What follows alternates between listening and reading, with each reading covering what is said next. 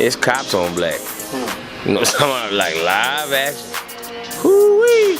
I'm talking about these hoes shoot niggas like deer. You know what I'm saying? Like straight up, like they got a license to kill. For real though.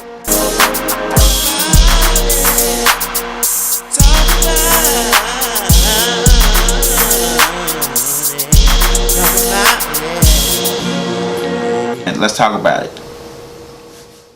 What's up with it, y'all? It's your boy Swain. Honey Brown.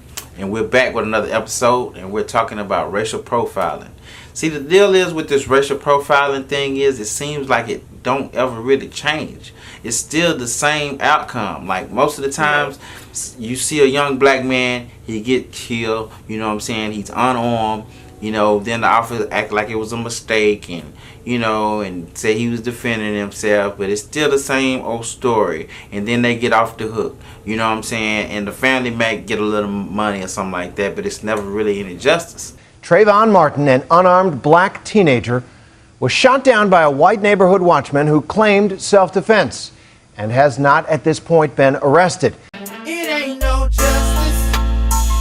Police killing brothers. What about their mothers? It ain't no justice. No. It ain't no justice. When everybody's fighting stereotype and it ain't no justice. You telling me that this wouldn't bother you at all when I just had, so I'm just supposed to sit here and watch my brother get shot down and do nothing about it? Why we ain't got nobody coming talking to him just like that? If we supposed to have rights, why can't we do that? Why can't we go to the police station? But now we want to get rowdy, we want to have riots, we want to do things like this. But what about communication?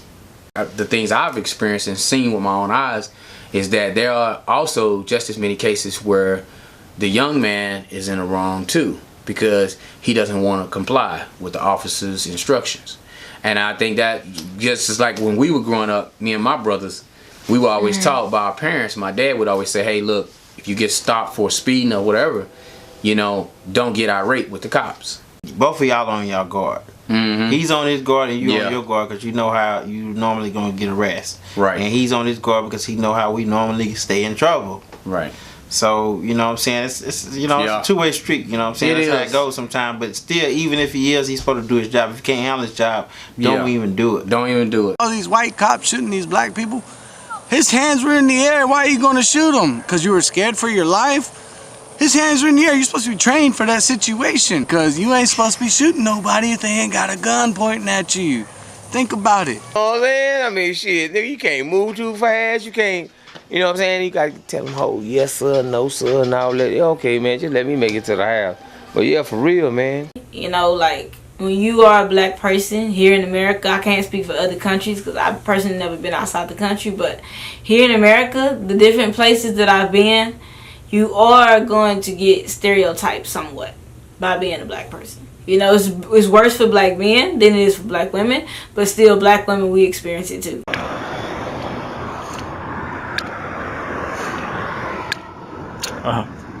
You're good.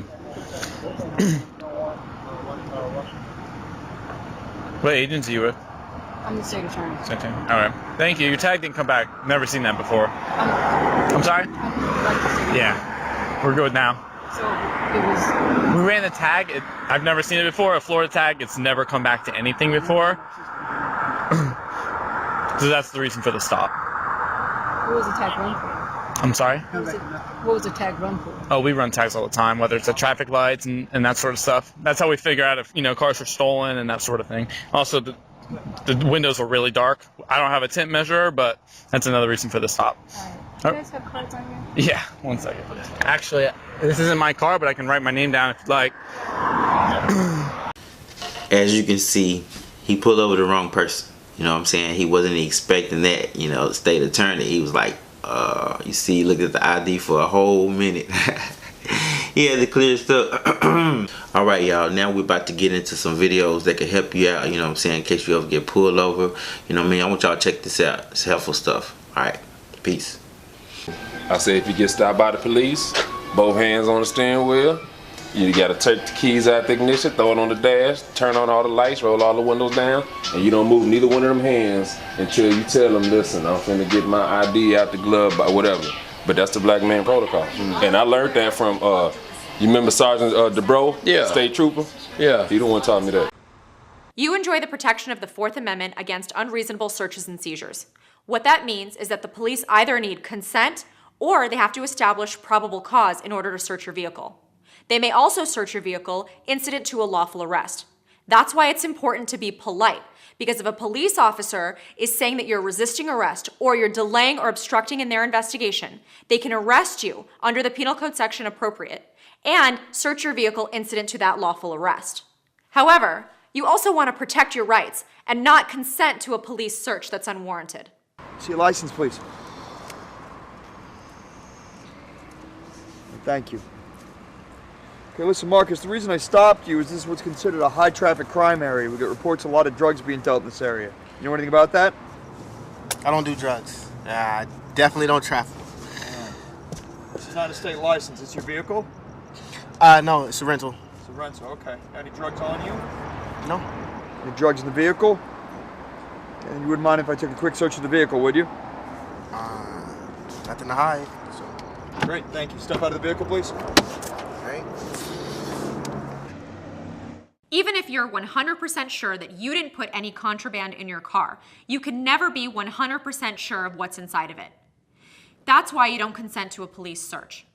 Whether it's a rental car, or you gave someone your car to borrow, or you're borrowing someone else's car, you can never be 100% certain that there is no contraband in your car. And if you've given the police consent to search, that's all the right they need to be in there and find the contraband. Just give them your cooperation, because if you don't, they're just gonna take it even further. That's gonna give them an excuse to go further with you. Yes, I've gotten pulled over by the cops and I've been upset, but you know what? I still remain calm.